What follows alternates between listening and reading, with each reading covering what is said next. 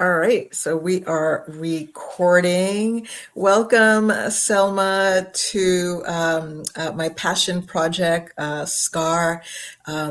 This is SCAR stands for Sacred Cracks, Crevices and Rubies, and it's really about having these intimate conversations about how we take all that life gives us and we turn them into jewels and rubies that we can then share with people. So honored to have this conversation with you. And I'd love to start by getting to know you a little bit. So my first question will be, who are you, Selma Margulies? Share however you want to define who you are. I'd love to hear.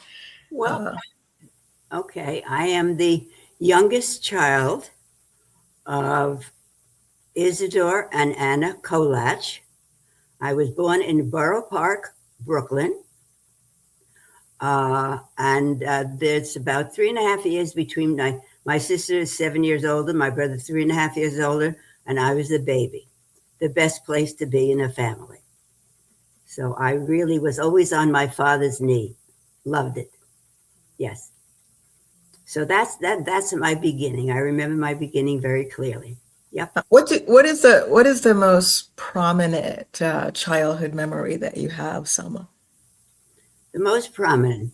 I was thinking of one the other day, because we haven't had snow here in Riverdale in a number of years. I mean, snow we had.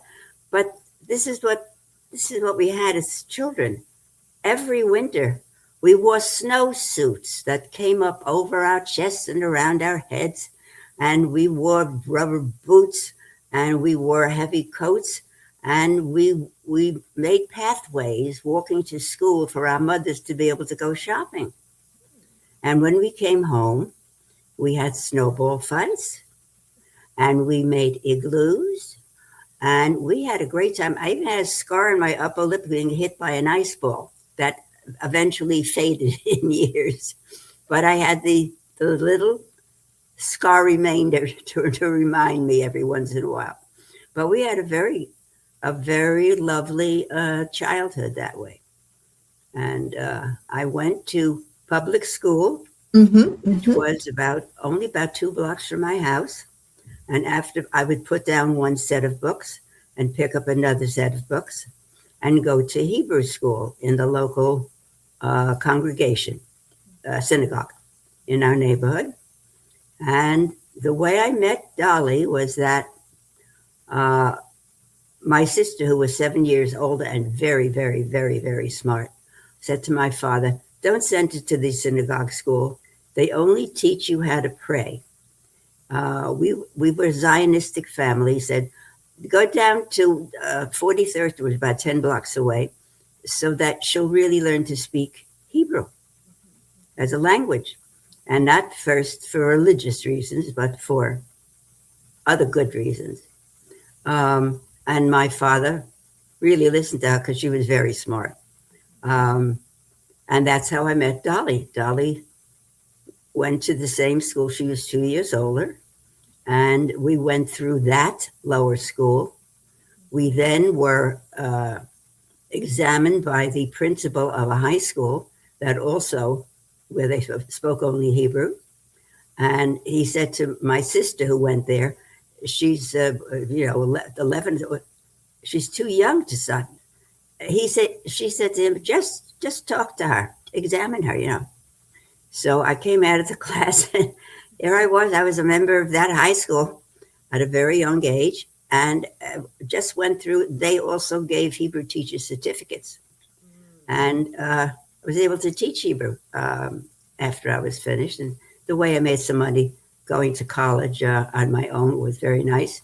And Dolly was in this classroom next door teaching her class and me and mine. So Dolly, who is, Rachel's mother, she was my pal since I was 10 and she was 12. And it never stopped because there's a difference between good friends and best friends. And I was lucky enough to have 3 other best friends. And we were best friends for our entire lives. And as the youngest one, I'm still left over. Oh, I mean, such richness that you offer, Dolly. Yesterday was Valentine's Day for the year 2026. And so in honor of that, I wanted to delve deep into love and its various forms. So I appreciate that you opened the door to talking about, let's start with friendship love. Yeah. And you shared that there's a difference between good friends and best friends and lifelong friends. And I'd like to delve deeper into what is the difference between just a regular friendship and a best friendship, a best long time friendship. What does that take to Somehow build you that type always, of friendship? for best friends, you always sense, without saying it in words, what the other person needs and what you think you can give them. I once got from a Chinese cookie thing that I opened up at the end of a meal. A best friend is someone who would rather be somewhere else but stays with you. So they know when you need them and what you can do for them. Rachel's mother and I did not agree on a lot of things. A lot of things we didn't agree on was how she treated Rachel, as a matter of fact. And we had many talks about it. And I would tell her just, that she would be sorry. Whatever. She wasn't allowing Rachel to be Rachel. Um, and I knew that. And I was best friends enough to say what she was doing wrong. So, and that what she would be sorry. And eventually, what it came to be. So, Mm-hmm, mm-hmm. anyway, and you Yeah, sort of sense from the person that you know so well yeah. what they really need and what they're not doing, in a sense. Mm-hmm, mm-hmm. Where does that sensing come from? Where does it come from? How to build that muscle of my Well, I friend think I needs me? think Yeah. one of the things that comes from best friendship is that you really allow the other person to sort of criticize and make you try to see what you're doing, in a sense. Um, and sometimes it hurts feelings because it hits a soft spot. Absolutely. And how do Um, you repair that when there's a hurt feeling? How do you repair that? How have you repaired well, your I think friendships? I never let it stop the basic friendship.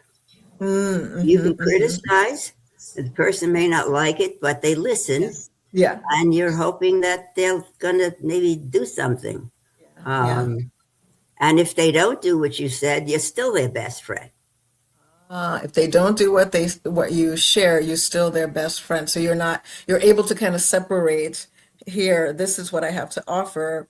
And whether you take it or not, I still love you. Whether you take it or not, we're still friends. Well, it doesn't change who she is as a person, why you Hmm. chose her to be your best friend. That she has other qualities Yes. that make up much more, because best friendship is made of a number of things. Hmm. So, and the basics are people who you want to spend the rest of your life with. That And you want, really hit me really in a soft place, Selma. This notion that best friends is made up of many things. And in my own life, I've had friends who stopped being friends because there was something about me they didn't like, and they so it's weren't, they weren't your best friend. They were, maybe they were good friends. There's difference between good and best. Um, and best friends are best. It just doesn't change what the basic feelings that you have for the person. You know that everybody has things about them that are not too great. And there are not too many friendships who will tell you, you're doing that, it's not too great to do that. You're going to be sorry. Um, and the truth is, her mother was sorry. Never told me what she did, that was going to make her sorry, because she knew I was going to be telling her that I was right. It was Rachel who told me what her mother did, and I never was told that by her mother. I So, was so telling her what the consequences would be if she kept up her behavior. mhm, mhm, mhm. So even in a best friend, we don't share, or at least we don't share everything from what I'm hearing from you. Well, we Yeah. even share what we know they're not going to like, Yeah. and will Yeah. still be. I'm telling it to you because my best friend, and I can tell you, I can criticize you and tell you why I'm making the criticism, not just criticizing, and what the consequences might be if you don't stop doing that. Yeah. And the truth is, she never told me what the consequences were because they turned out to be exactly what I said. Probably There was a was, very delicate feeling. yes, there was a Yeah. rift there that was there for, I think, a couple of years. So, And whatever. Yeah. yeah, share with me, as I'm listening to you, I'm wondering what does the word love mean to you, Selma? When you hear that word, what how would you define it? Well, there are all levels of love. Loving parents, loving your parents is different from loving a man in your life, different from loving your children.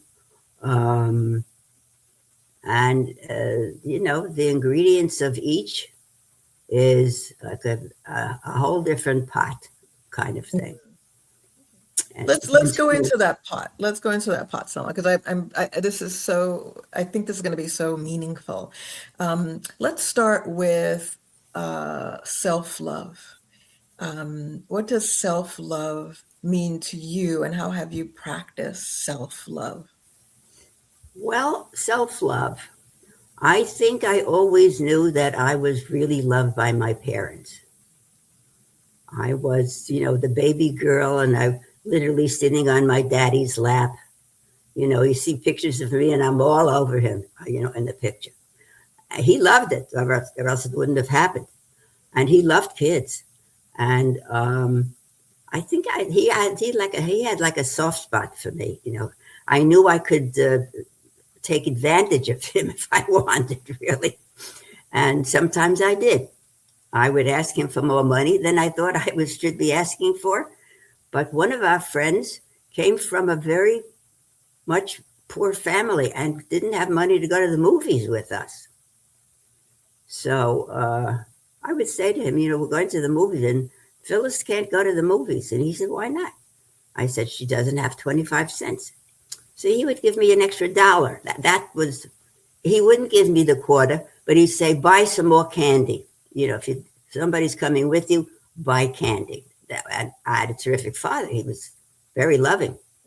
I knew I could ask him that, which is a very nice kind of love to feel from your father.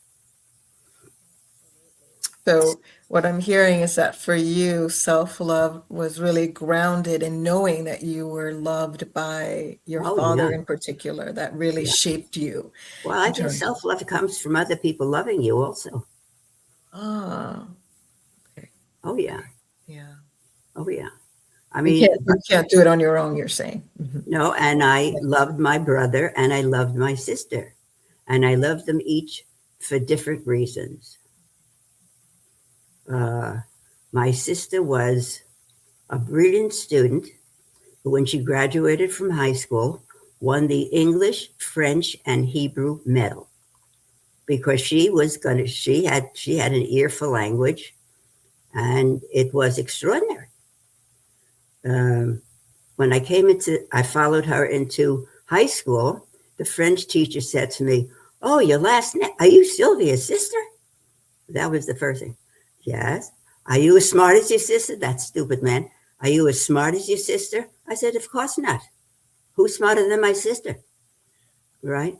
And when I had to go to college, she went to Brooklyn College, and because we lived in Brooklyn, I said, I will not follow her into another school. Absolutely not. I'm going to Hunter College.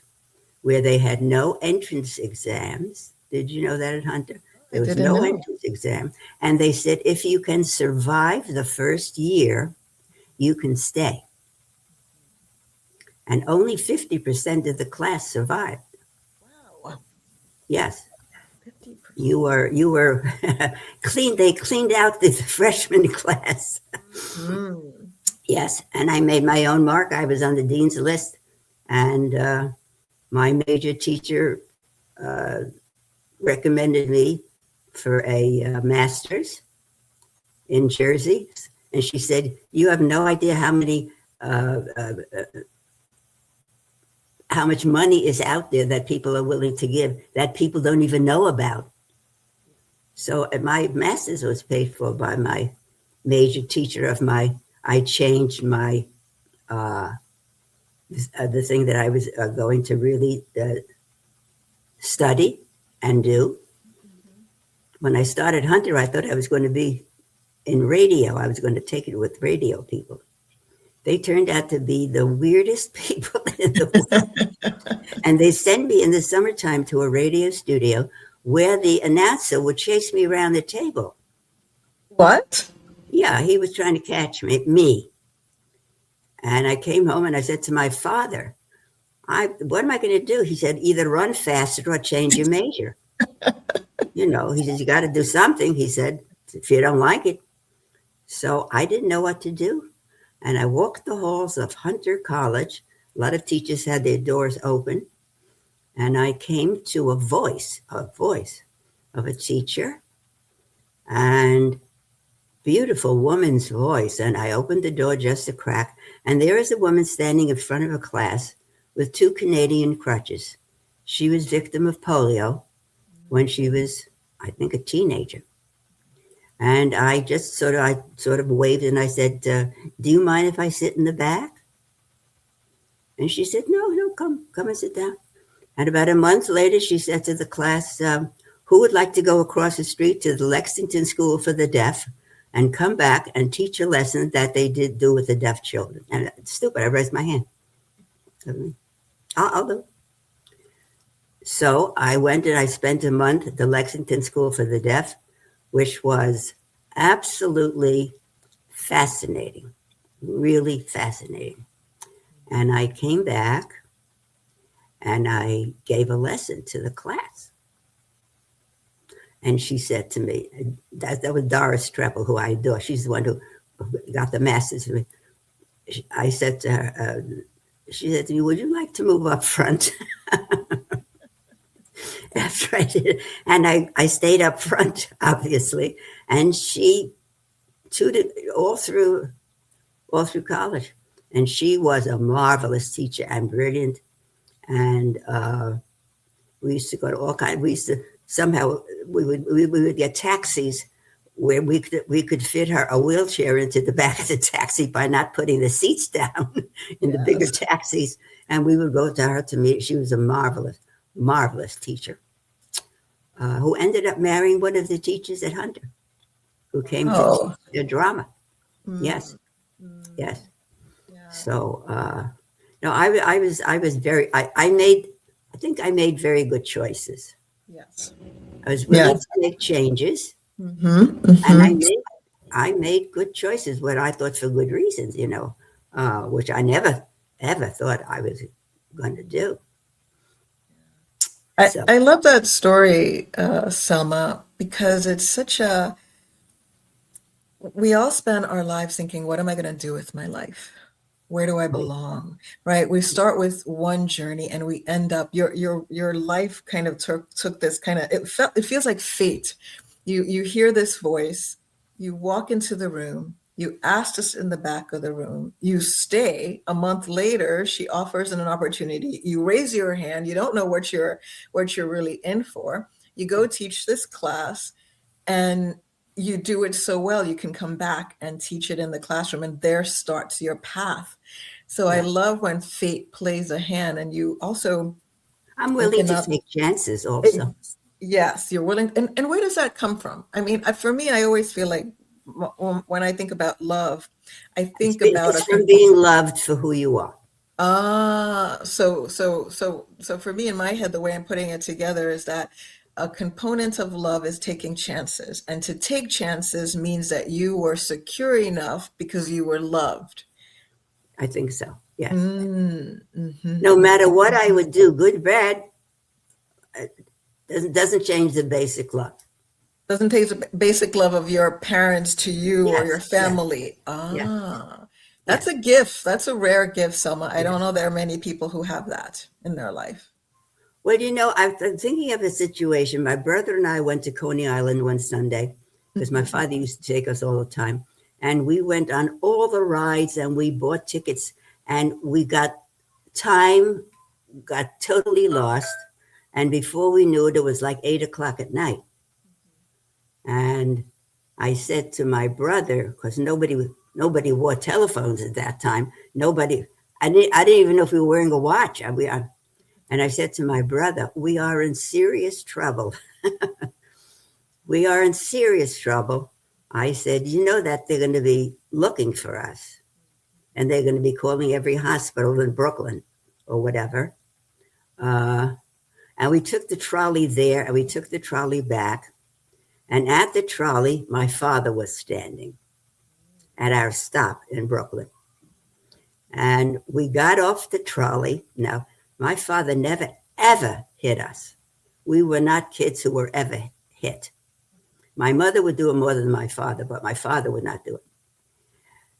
We came off, there was total silence, and he just walked up to each of us and gave us each a smack on the face and began to cry. That was my father. I felt so bad that he felt bad enough to cry. It was terrible.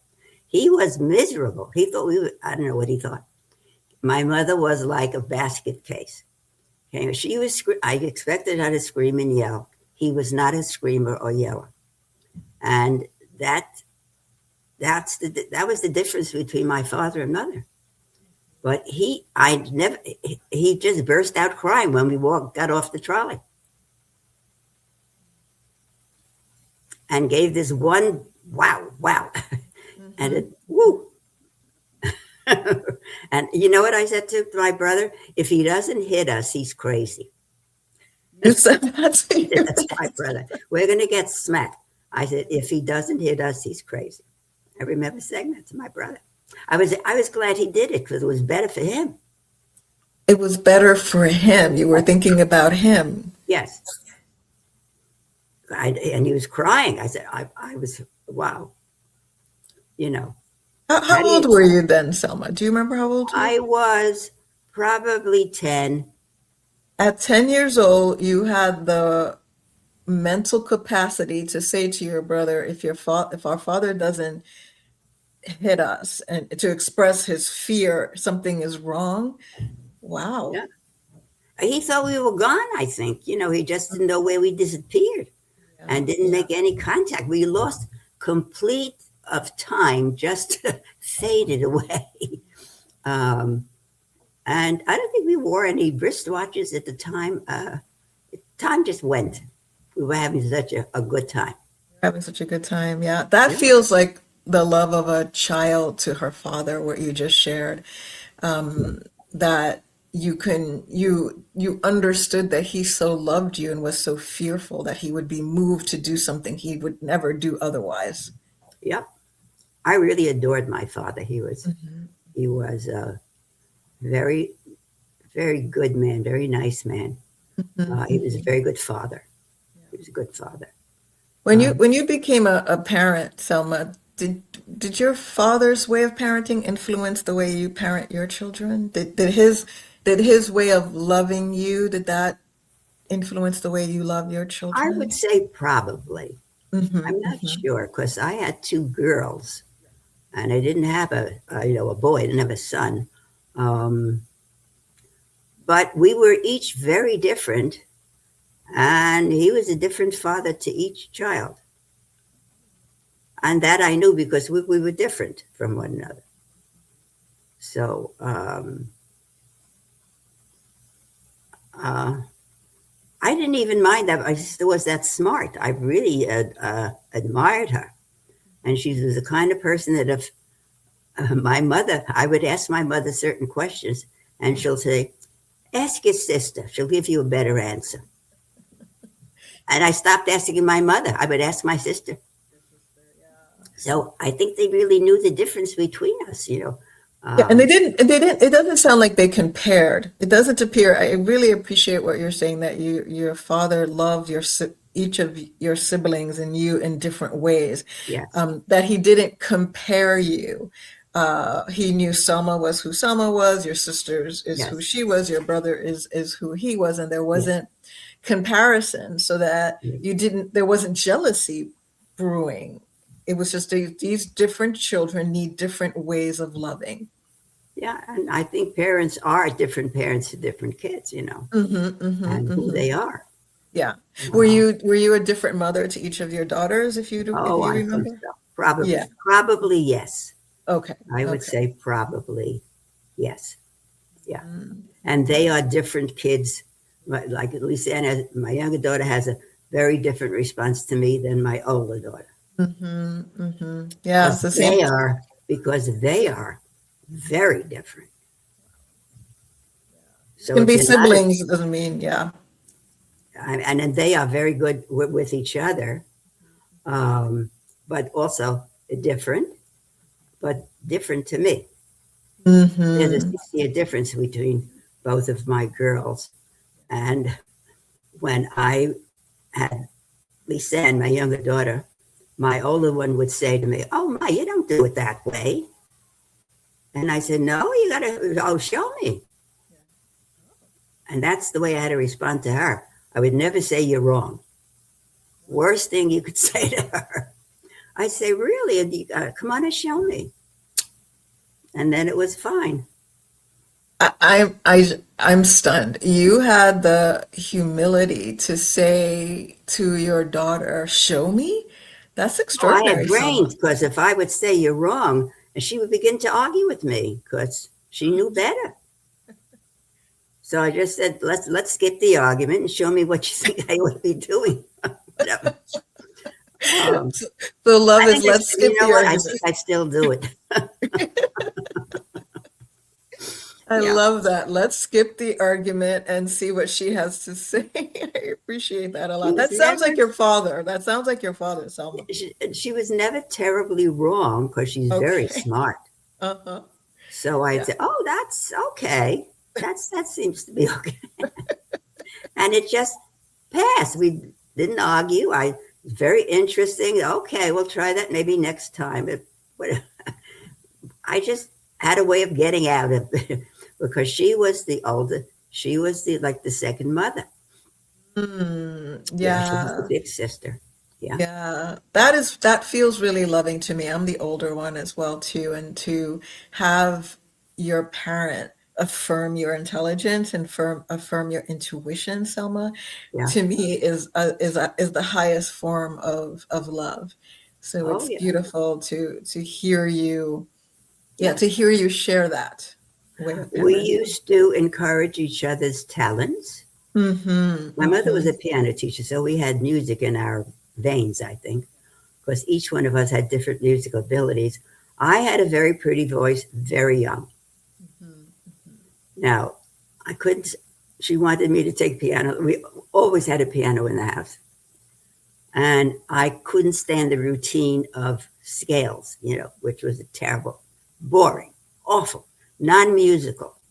And what I would do is I would memorize the notes. And when I memorized it, I would play without looking at the music. And I went through, I think, 3 piano teachers. And finally, I said to my mother, playing piano is not for me. I don't want to do it that way. And she just said, she saw me go through a couple of teachers, you know, kind of thing. Um, but I was still very music, always sang. And I sang in public school for the assemblies. For Christmas, they asked me to sing a Christmas song. And I came home and I said to my father, they want me to sing a Christmas song, you know, for the assembly. And I said, should I do that? And he said, well, sing me the song. Let's see what it sounds like. Which song? And I sang the song. He said, oh, that's so pretty. Well, of course, sing it for the assembly. you know, um, and we lived next door to a church, a Catholic church, and I used to go to their bazaars. Um, so it was a neighborhood of mostly Jews and Italians, and Brooklyn, has the most churches. Is I the didn't know that, is really. the Okay. borough of churches? Oh yeah, Catholic churches. About every fourth or fifth block is a church.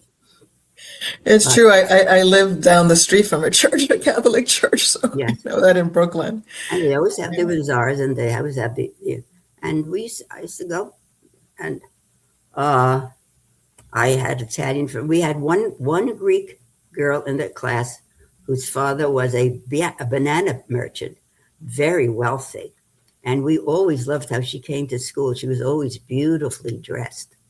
Yeah, her name was Selma Kalos. I remember this. You And remember her name? yes, I remember her name, Selma Kalos.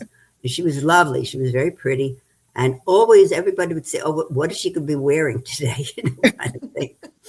It was an interesting growing up because I did not go to a girls' Jewish day school as some other very religious kids went to.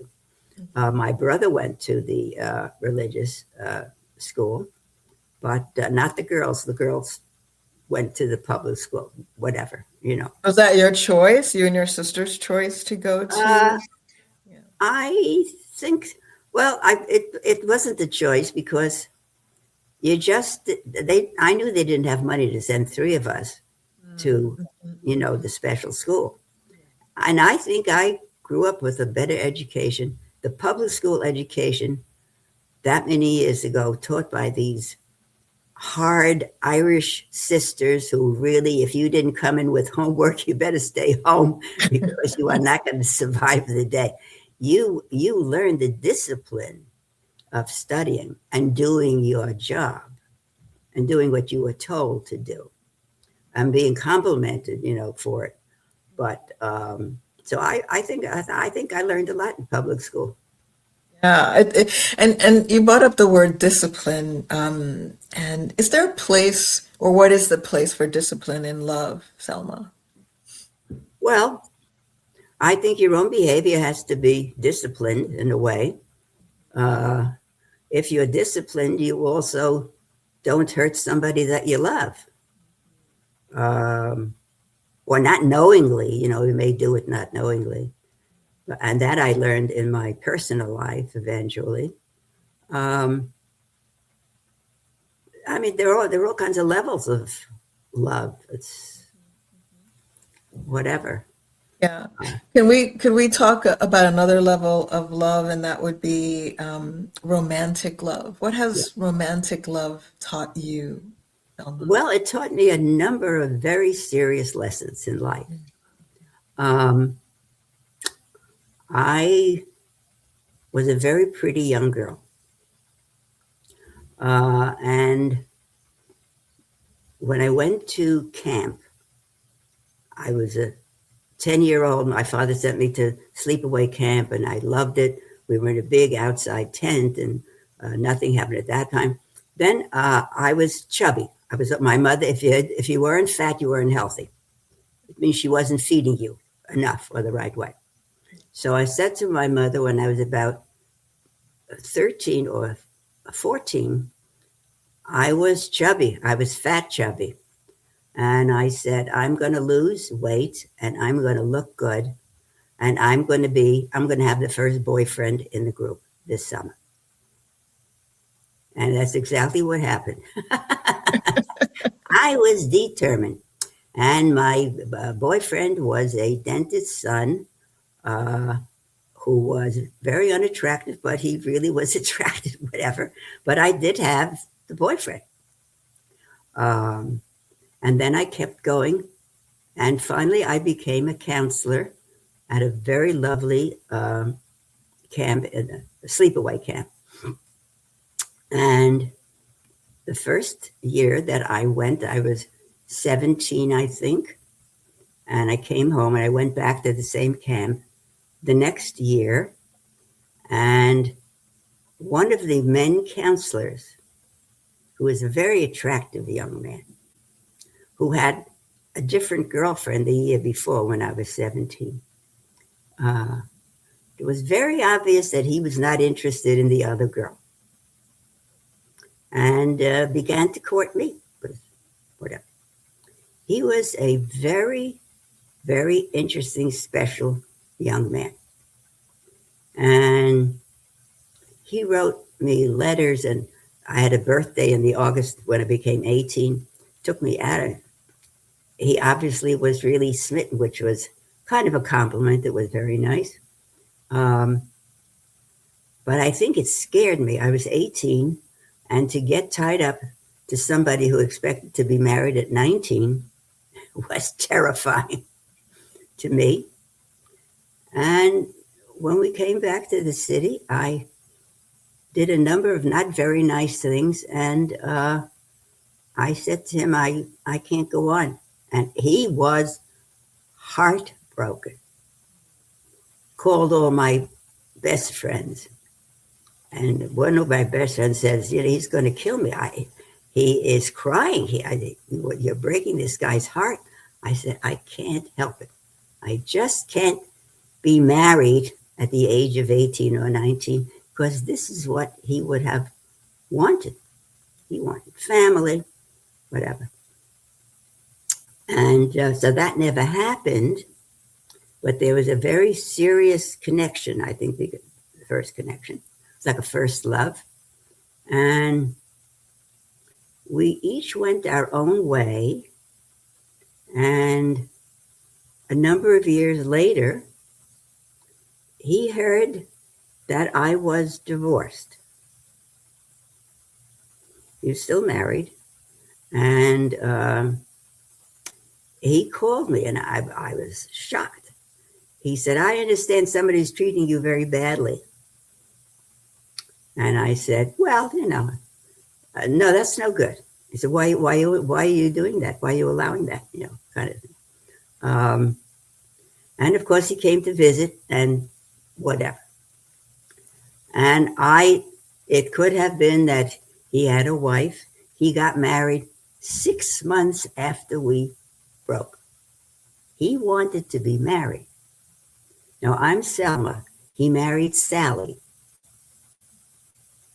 And a friend of mine once saw them at a cafe together, and they came over and said, and my friend said, it was scary. She looked just like you. So I said, oh, and I said, oh, that's interesting. Whatever. And he came to visit, and things happened. And then I said, no, I cannot be the other lady. That can't be me. You have to not do this. And he came to visit me once a year, just to make sure that I was all right. Then he had a stroke. And his wife obviously loved him, took him to Europe on a trip while he was in a wheelchair, and he died. Yeah. So I have love letters from him that I still have wrapped up. Interesting. Very interesting. Yeah. Stunning and beautiful story, Selma. If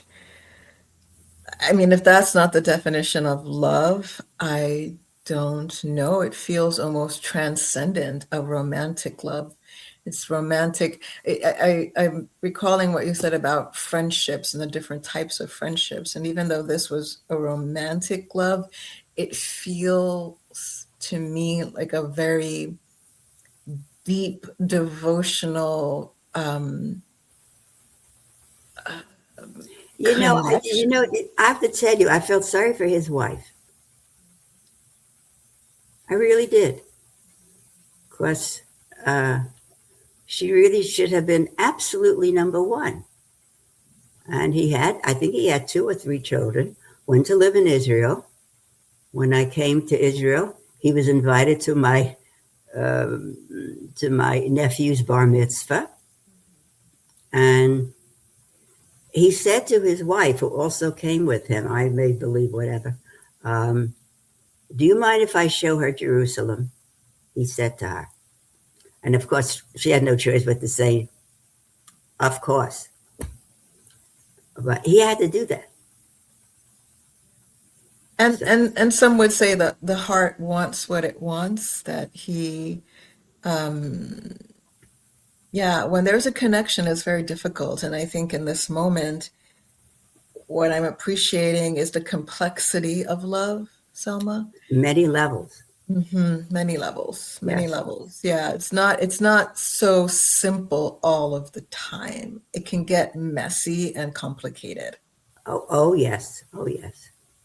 Because he always came with a gift. I mean, it was always it had to be something special that he left behind. That he left behind. That he left a token of love. I mean, whatever. Um, and met my kids. Met your kids too. Mhm. Yep. But It because feels like a love story, Selma. well, I felt okay because I wouldn't allow anything Yes, physical. I mean, it just indeed. was. Indeed. We were then best friends. Yes. I think we probably Yes. always were. I mean, I don't know what the level of. I think his wife really loved him. Uh, Mm-hmm. he, Mm-hmm. Mm-hmm. well, Mm-hmm. he was not hard to love, so whatever. Yeah.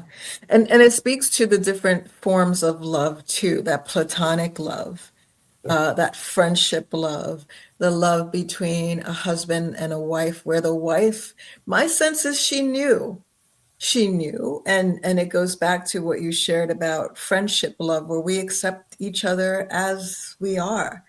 yeah. Maybe she accepted that and I can't imagine he didn't tell her about you, so she probably went into the marriage knowing. I don't think he did that. I Yeah, don't know. You know, yeah, yeah, I don't yeah. know what the level of their connection was. Indeed, indeed, indeed, indeed, So indeed. Yeah, yeah. it could be that he didn't, and that was like a personal thing that he kept to And himself.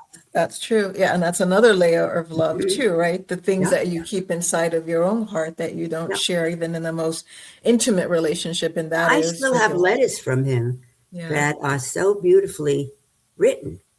Uh, wow. I read them and I say, you know, you were crazy. No, but I was 18. Yeah. I probably couldn't even appreciate the depth of what he put down on paper. Can you appreciate it now, Selma? Oh, sure. Oh, yeah. Mm-hmm, Yeah, and I mm-hmm, think I never remarried because I said if I didn't ever have the same thing, pointless, mm-hmm, just pointless. I would rather live my own life, my own way, and not have to, you know, ask anybody any permission for anything. Do it my way. your Yeah, way. And it feels very much as you say that. I'm thinking this is Selma self-loving. yeah, it's my way or the highway. I mean, I try not to impose that on other. Now, I have to tell you, I was a boss. I was the department head of speech pathology at Jewish Home and Hospital. I was head for 17 years. I worked there before. I worked at Greater Harlem Nursing Home. I worked in Harlem for 20 years for the first Black owner who built a nursing home, who hired me to be the speech pathologist. Uh, Very smart man, very nice man. And I said, why did you build this building? And he said, so I can take my mother when she's ready to die to the same place that you will take your mother to die. Yeah. And he was a very good boss. And his partner was a small white European lady. A So lady. it was a Wow. black and white house. And I was the only Jew in the staff. And it was the only place where I had two anti-Semitic marks said to my face by two black people. The social worker, a man who had AIDS, who died of AIDS, would say stuff to me, and I would let it, whatever. But he died of AIDS, and everybody went to his funeral except me. And everybody, I said, the world's a better place. And I went to work. And when she died of breast cancer. Minnie was a social work assistant. She died of breast cancer. I get also. That's where they should be. Whatever. Uh, So the it feels like what they shared, what they said to you was very painful, Selma, Well, I had never. Nobody had ever said this to me before. in your life. Wow. So like No, there's really. no, no, no. And I was a white person wearing a white jacket in Harlem for 20 years. I'd be on the street lunchtime.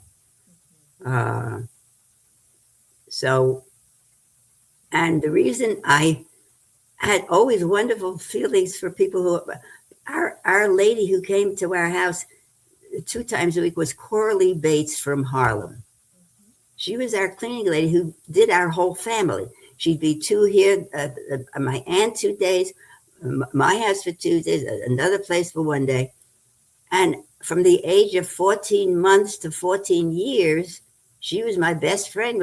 I used to go downstairs, and when she was scrubbing out things, she was telling me stories about Father Divine, and they were fascinating. And my mother once said that, Corey, you think you're maybe scaring her? And I said, no, I love the stories. I want to hear the stories. And my first job, I was hired at Bellevue when I graduated. I was a student collecting my hours. And the person who was my boss there, who's still alive, who's 2 years older than me, said, when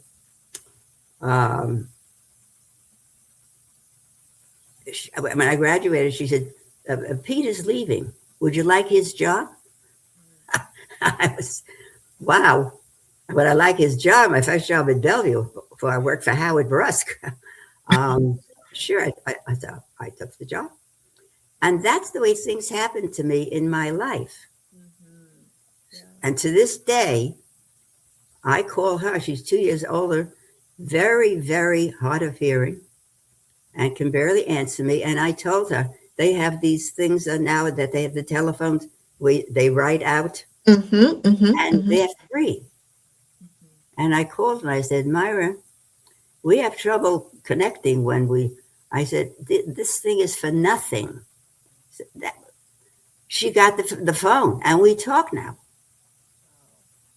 So I keep things going if they are worthwhile for me.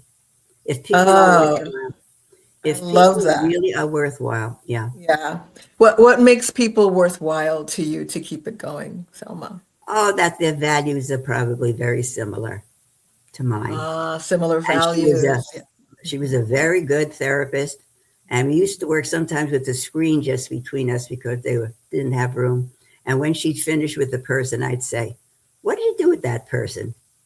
And show me what you were using. And she would hear me and say, what did you do with that kid? And we learned a lot from each other. And we still talk every week. Every week you talk? Oh, yeah. Wow. I want to make sure she's using that new telephone. Putting it to good use. Oh, my God. Oh, because I don't think she has too many people who call her. But never married, never had kids. So I used to date some of the doctors at Bellevue, and I never told her. So again, some things we don't tell friends. Well, I never told her because it never happened to her. Oh, you didn't want to hurt her feelings. Didn't want to hurt her feelings. Okay. There was one Argentinian doctor who really, my father was worried that I'd moved to Argentina. He looked like Tyrone Power. He was gorgeous. Yeah. And I once introduced a friend of mine to him. She says, how do you not stop looking at him? He's so gorgeous, But anyway. And it seems like you loved your career as well too, Selma. Like, can you share a little bit about that? It's a rare thing, at least in my generation and the younger ones, I think, for people to truly love what they do. And you really fell upon what you ended up doing, which you love. Yes. Can you share a little bit about what about your career that you love? Well, I'll tell you about my first patient at Bellevue. And Myra, my boss, said, you have a new patient. We're down to outside the child's, And I'm sitting in a chair, and a nurse comes up with something in her arms. And she puts the something in her arms on my lap. And the something on my arms has no legs beyond her knees, has no arms and hands beyond her elbows, and has cranial nerve damage so that the face is very still. So even if she cries, you hear, but you see nothing move here. And she said, "That's your first patient." Hello? I said, like, what is it? I mean, what? Well, she just looked up at me, and she was my special for 5 years. That was Stephanie Monteverdi, whose mother gave birth at Bellevue and would not take her home. I think they had 3 or 4 other kids at home. I think they were, low income people. But the husband said, you cannot take her. So she became a ward of the city. And this was my first patient. And Stephanie Monteverdi turned out to be the most incredible creature in the world. She had a great sense of humor. I taught her and when she laughed, it was ha ha ha ha ha the back of her throat. And she was very, very smart. Finally, they fitted her with arms, and they stood her up on legs, and they put her between the 2 bars, and she began to walk and began to do some talking. And she was very funny. She had a great sense of humor, to one point where we took veterans for the first time who were coming home from Korea, who were interested in speech and hearing. And I had Jerry, a redhead, 6 foot tall. And I said to him, "Oh, Stephanie's going to come today down at 12 o'clock. I told him nothing about Stephanie. And Stephanie came in one of these rolling circular tables, sitting with her hands on, and comes up to me. And she must have said, ha ha, or something about hello with her. She said hello to me. And I turned around and I said to Bernie, and there was no Bernie. Bernie was out cold on the floor. He had passed out. And I thought he was dead. So I rang every red bell that I could, and like 5 doctors came running. And poor Bernie, who was like 6 foot tall, they had to pick up from the floor and revive. And I said to him, "It's not your fault, Bernie. It's my fault. I did not prepare you for what you are going to be seeing. This is somebody that I know for 5 years. I thought you would be seeing the same thing." And I apologized. I really thought I killed him. It was terrible. So, and you know what she did? She looked down at the floor and said, "Ha, ha, ha, ha." She thought it was very funny. That was Stephanie. She was a riot. And that was my first patient. So, that's the experience that I had in my lifetime, which I don't think anybody else has had. I had the pleasure of having these incredible experiences and learning a lot from them. The nurses loved her. Every holiday she was taken to somebody else's house. She did not miss going home to somebody's house. Never went home again, ever. Yeah. When she was about 12 or 13, she had to go to a teenage, at Kohler Hospital on Welfare Island. They had a place for older kids. So I don't really know what happened to Stephanie. But she was a lesson in life, to say the least. Woo! Yeah, and as my heart is just pounding, and a lesson in love too, and what love looks like what you all gave her was love, Selma. And what she would do when she would say goodbye, when she would take her stump and rub my nose. That was like her kiss goodbye to me. She was such a lesson, incredible. Mm-hmm. Mhm. I don't think anybody else that I know had an experience like this. Um, how That could was you? your first. That That was was, your first patient. oh, Lord. Wow. Wow. And and speaking of lessons, Selma, as we close, a question that I always love to close with is, um, let's say that this is going to be placed in a digital message in the bottle for someone to look at, let's say 10, 20 years from now. What message would you like to send out to the future about love or anything else? Well, I would say having those experiences is that if somebody adds up to what you could love and should love, you should love them. There are very few people who are totally loveless, I think. You know, when you take a look at somebody who was born like Stephanie and how many people ended up loving her, and people who took her home to the rest of their families without any hesitation. Um, what can you say? It's very, I think it was, I was very fortunate to have that lesson in life. Yeah, very, very. It reminds me of that old saying, like, don't judge a book by its cover. And Well, that nobody really, would want to be judged that way either. absolutely, Nobody you're right. wants to be Yeah, judged like that. indeed, indeed. And yet we do, right? We do tend to judge each other. Well, it's Um, interesting. You know, I had these best friends for life because mhm. no matter what we thought other things about of another, the basic thing, we were probably very similar people with the same values, or it would not have been best. I mean, I could tell a best friend something that I knew that they did not want to hear, um, Yeah, without yeah. thinking that I was judging them, you know, in a sense. Or loving them any less, right? Yes, It yeah, was just that you saw something and you wanted to tell them that this is right, probably not the best for you. Yeah. right. And that was said out of love, which I think is always important. I always share with my friends, like, I know your heart. So whenever someone Hmm. apologizes to me, a friend, I think I say to them, I know your heart and I know your intentionality, and that's what matters. Well, you can't apologize to everybody. Mm-hmm, Not mm-hmm. everybody can accept criticism, you know. True, true. Absolutely. Absolutely. So, Yeah.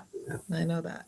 because I used to Indeed. say things to, uh, you know, Rachel's mother that Mhm. she didn't like at all, and never told me that she continued to do stuff that I didn't like.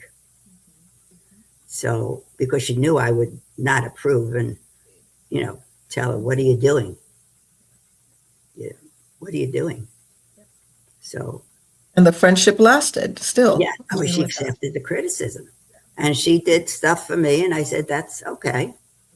That's interesting. I'll consider it or whatever. Mhm, mhm. Yeah, Um, yeah. yeah, yeah. So, Thank you. Thank you so much, Selma, for this yeah, beautiful conversation. It was such thank an you. honor to speak with you. I feel like there's so much, your life feels like a novel of some sort. It's Well, so many things happen. It's been such a it's been, ride. yes, Continues yes, to because, you be. know, I sang professionally also for years. Oh So, my goodness. yeah, So yeah, did that. Yeah, you sang in addition to being a speech pathologist? yes, yes, Yes, two interesting careers. yes, All both of them involving the voice, I'm just yes, realizing. So that yes. has been important in your life too. Yeah. That Mhm. speech, yeah. And music always, very Hmm. much. And Continues most to of the be. people who were best friends also were musical. Ah, interesting. Yeah, Dolly was So, music. Dolly played piano, and her brother played violin, and beautiful. wow. Yeah, so music was part of, and Hmm. but they were good people. Hmm. Basically, really good people. People, good people. Yeah. I'm gonna Yeah. stop recording now, Dolly. Now, And where will this be? okay, I'm gonna just